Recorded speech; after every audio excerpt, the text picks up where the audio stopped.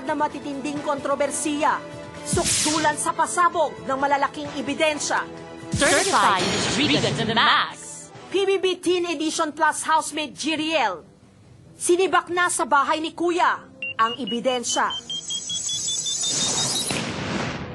Ang kopya ng final percentage of votes ng mga nominado kung saan si Jeriel ang nakakuha ng pinakamababang porsyento. Ngayon, si Jeriel ang kauna-unahang sinipang housemate sa PBB House. Isang matagumpay na linggo ang pinagdaanan ng 14 na teen housemates.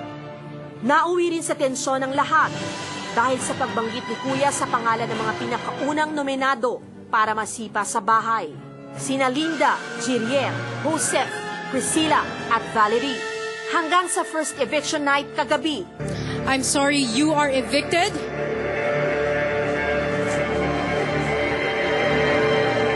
Jeriel. Joseph, you are safe. Congratulations.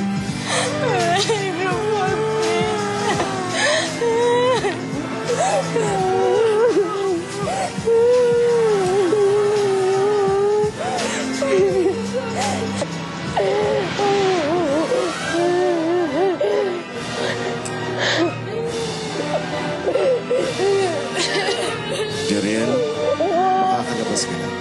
Si Jeriel ang binansagang bubbly girl ng Davao. Naging karakter ang pagiging masayahin sa kabila ng dinanas na kalungkutan sa buhay. Nang sa murang edad ay iwan siya ng kanyang ama. Pero si Jeriel, nahanap pa rin ang tunay na kahulugan ng pamilya sa katauhan ng stepfather niyang si Jerry. Isa sa mga dahilan kung bakit siya ay masayahin, palakaibigan at palaban.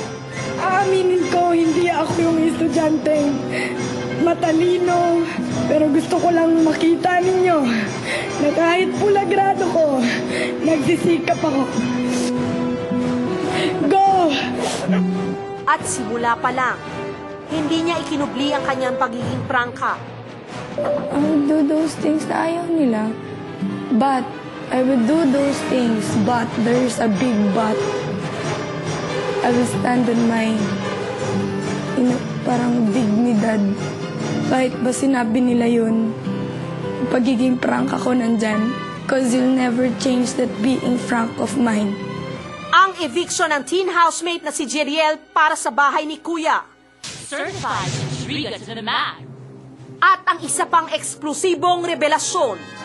Sa paglabas ni Jeriel sa bahay ni Kuya, kasama raw sa mga plano niya ang balikan at ayusin ang relasyon nila ng kanyang boyfriend. Isang bagay na ikinubli raw niya noon sa kanyang ama. Hi, Jeriel. Welcome to the Buzz. Hello po. Magandang hapon. Habang pinapanood kita dito, talagang nagiging emotional din ako kasi napapaluha ka. Bakit ka, very touched ngayon habang pinapanood mo yung VTR? Kasi, hindi kasi namimiss ko sila. Kasi sobrang tight yung samahan namin and we're not thinking about the prize, we're thinking about yung band ng friendship namin. So, anong feeling mo na ikaw ang unang na-nominate? Meron ka bang sama ng loob sa mga housemates mo? No, wala. As in, walang-wala. Siguro, wala akong sama ng loob. Doon lang ako medyo nag-react sa yung sabi nila na reklamadora daw. And then, Reklamadora ka ba? in a way na, yung bang nagre-reklamo ko, in a way na, yung sa tamang lugar, hindi ako nagre-reklamo na kung ano-anong reklamo lang. Ikaw ba, Jeriel, sino ang bet mo maging winners ngayon na na-evict ka na sa bahay ni Kuya? Si Kuya Jolas. Bakit? Kasi sobrang down to earth ng taong yon and lahat siguro nag-aaway na. And then, tapos siya yung taong alam niya paano i-handle yung situation kahit yung parang magulo na sa loob. He stand out as a kuya to all of us. Okay. Anong message mo, Jeriel, sa lahat ng mga fans mo? Kung meron At syempre sa lahat ng mga taga Davao. Kung meron man, thank you for supporting me and thank you din sa lahat ng naniwala. Thank you din po sa taga Davao na sumuporta and lalong-lalo na kay God na He's always there for me. Even though people thinking around me bad, pero okay lang.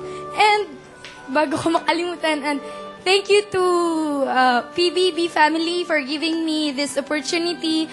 Sa taga Davao, salamat din. Tapos available na yung PBB Teen Dye T-shirt. Pumunta lang kayo sa tindahan ni Kuya para kapamilya sa harap ng PBB House. At Okay. available na din ang PBB album musika sa bahay ni Kuya. 199 pesos lang. Ayan, available in all record bars. Maraming salamat, Jeriel. Thank you po. Thank you so much. Medyo kinakabahan pa kasi si Jeriel. Very emotional siya. Anyway, happy birthday to my brother Rocky. And log on to my website, www.rufagutierrez.com. Monet Salon in Beverly Boulevard in Las Vegas. Sana puntahan niyo siya doon. And Marichas Allen, my exclusive interview every Saturday po, but my interview is coming out April 19th and 26th on ANC. Huwag po kayong aalis kasi magbabalik pa po ang The Best!